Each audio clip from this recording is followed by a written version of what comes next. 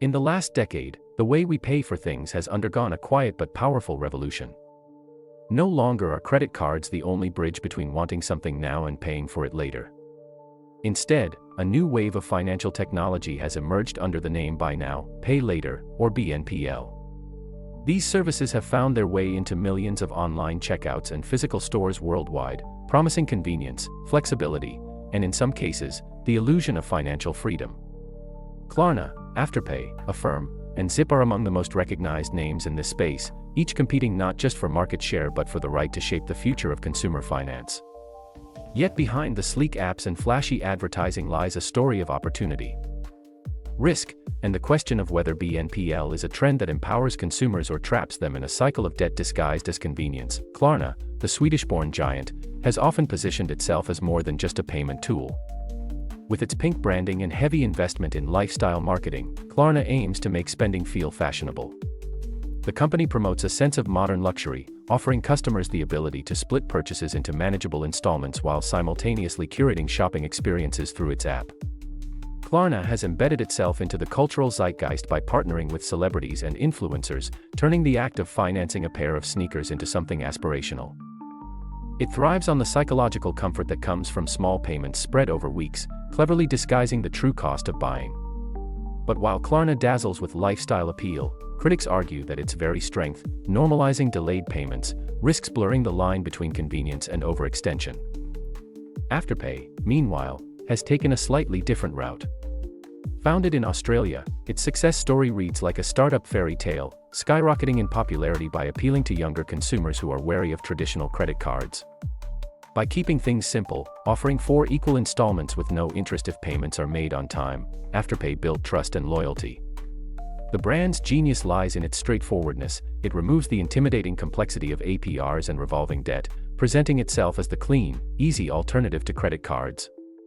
Yet, its simplicity also hides a tough truth: one missed payment can lead to late fees, and with a large number of users balancing multiple BNPL services at once, the risk of slipping into debt becomes far greater than many realize. Affirm takes yet another approach, positioning itself as the transparent and responsible choice.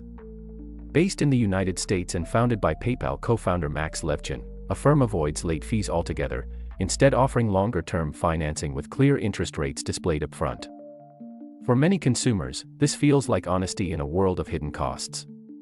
Affirm's partnerships with major retailers like Amazon and Peloton gave it immediate visibility, cementing its role in high-value purchases rather than just fast fashion or beauty products. By spreading out payments over months or even years, Affirm effectively blends the worlds of BNPL and traditional loans, straddling a fine line between innovation and resemblance to the very credit system it claims to disrupt. Its success highlights the growing consumer demand for flexible financing, but it also raises the question of whether the line between BNPL and traditional lending will eventually disappear altogether.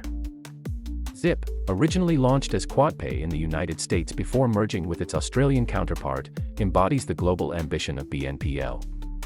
Zip offers flexible repayment schedules beyond the rigid 4-payment model, trying to give consumers more control over their financial commitments. Unlike some of its competitors, Zip is aggressively expanding across multiple markets, attempting to create a universal BNPL standard rather than catering to a specific region.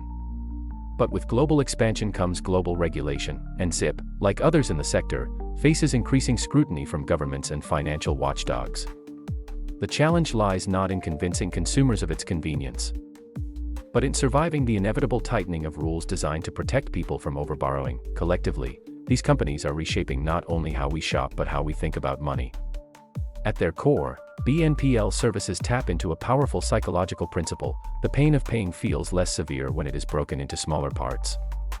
This has fueled consumer spending, making it easier to justify purchases that might otherwise feel too expensive upfront. Retailers love it because it boosts conversion rates, consumers embrace it because it feels like empowerment, and the BNPL firms thrive in the middle, collecting fees from merchants and, in some cases, interest from customers. But beneath this seemingly win-win arrangement lies a looming concern. Rising inflation and tightening household budgets have already begun to expose the fragility of the BNPL model. As more people rely on these services, defaults are increasing, and regulators are circling, asking whether BNPL is innovation or simply repackaged debt with better marketing. The real genius of BNPL apps is not just in their technology, but in their ability to normalize a new financial behavior. They've managed to transform debt into something trendy, frictionless, and almost invisible. That cultural shift is powerful. It rewrites how a generation interacts with money. But whether this genius becomes a lasting innovation or a dangerous bubble depends on how sustainable the model truly is. If consumers learn to use BNPL responsibly, it could mark the decline of credit cards and the beginning of a more flexible, consumer-friendly financial system. If not, the story of Klarna, Afterpay, Affirm, and Zip may end up as yet another chapter in the long history of financial products that promised freedom but delivered consequences. In the end, BNPL stands at a crossroads between empowerment and exploitation. The apps are sleek, the branding irresistible, and the convenience undeniable. Yet, the true test is whether these companies can withstand the pressures of regulation, rising defaults, and the skepticism of critics who see their success as built on sand. Like every financial innovation before it, BNPL is both a product of its time and a gamble on the future. The question now is not whether Klarna, Afterpay, Affirm, and Zip are changing the way we pay. They already have. The question is whether their transformation of consumer finance will endure as a long-lasting innovation or fade as another financial experiment that flew too close to the sun.